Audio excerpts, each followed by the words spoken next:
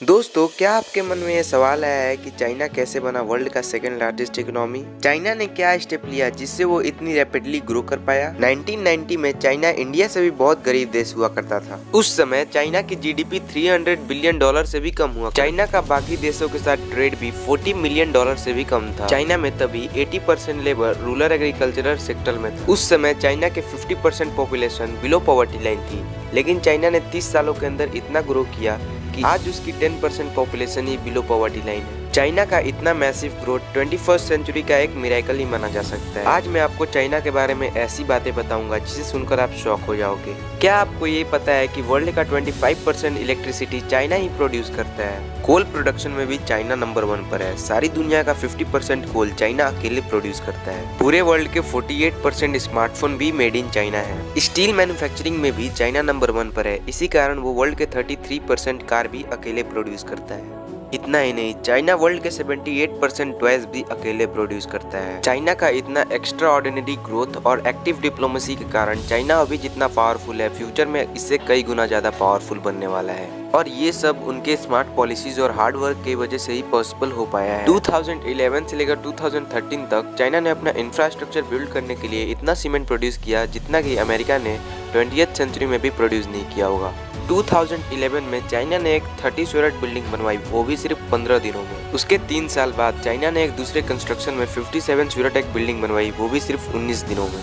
ये सब सुनने के बाद आप सोच ही सकते हैं चाइना अपना काम कितनी फास्ट और रैपिडली पूरा करता है। 1999 से लेकर 2016 तक चाइना ने 2.6 बिलियन माइल्स के रोड बनवाए हैं, जिसमें से 17,000 माइल के सिर्फ हाईवे हैं, जो कि चाइना के 95% विलेजेस से कनेक्टेड है।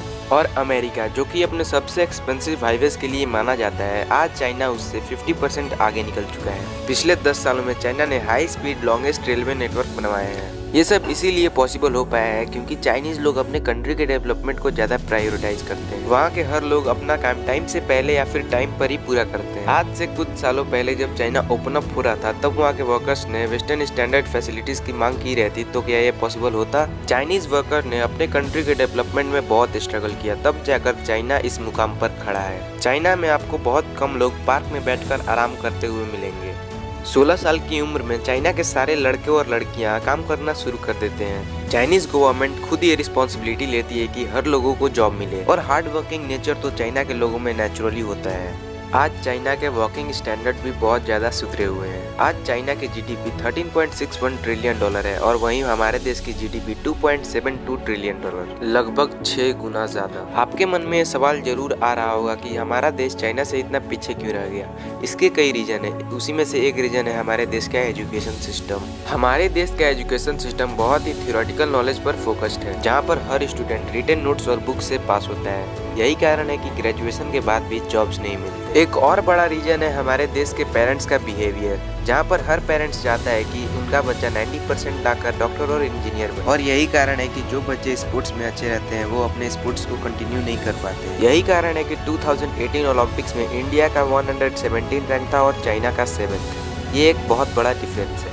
एक तरफ चाइना के लोगों ने चाइना को एक मैन्युफैक्चरिंग हब बना दिया, तो दूसरी तरफ इंडिया का यूथ चाइना के बनाए हुए टिकटॉक ऐप पर हजारों फालतू वीडियो बनाकर टाइम वेस्ट कर रहा है। एक तरफ चाइना के लोग अपने काम को टाइम से पहले खत्म कर देते हैं, तो यहाँ पर ट्रेन 7-7 घंटे लेट हो जाती है। ना हमारे देश में एक प्रॉपर चेन ऑफ कमांड है, ना ही लोग पंक्चुअल है। इसलिए हमारे यहाँ 25% लोग अनएम्प्लॉयड है। एग्रीकल्चर एक ऐसा फील्ड है जिससे चाइना का ईयरली रेवेन्यू 1.4 ट्रिलियन डॉलर है, जो कि उसकी जीडीपी का 10% है। अकॉर्डिंग टू एक्सपर्ट्स, इंडिया का एटमॉस्फेयर वर्ल्ड का बेस्ट एटमॉस्फेयर है एग्रीकल्चर के लिए, लेकिन यहाँ पर किसी का भी फोकस एग्रीकल्चर पर नहीं है। इसीलिए हजारों किसान हर साल सुसाइड करते हैं। एक तरफ चाइना का एग्रीकल्चर 95% मैकेनाइज्ड है, तो दूसरी तरफ इंडिया में एग्रीकल्चर 45% मैकेनाइज्ड है।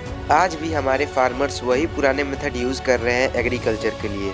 यही एक बड़ा डिफरेंस है जिसके कारण इंडियन एग्रीकल्चर इतना पीछे है चाइनीज एग्रीकल्चर से। लेकिन कोविड-19 की वजह से बहुत सारे बदलाव आए हैं हमारे देश में। इसी बहाने इंडिया ने मैन्युफैक्चरिंग पर फोकस किया है। India is the second largest producer of the PPE kits. Apple और सैमसंग जैसी बड़ी कंपनीज भी अपना मैन्युफैक्चरिंग सेंटर खोल रही हैं इंडिया में। ये एक बहुत बड़ा बूस्टअप हो सकता है इंडियन इकोनॉमी के लिए। अगर इंडिया इस सिचुएशन का सही फायदा उठा पाता है, तो वो दिन दूर नहीं जब इंडिया चाइना को पीछे छोड़ देगा।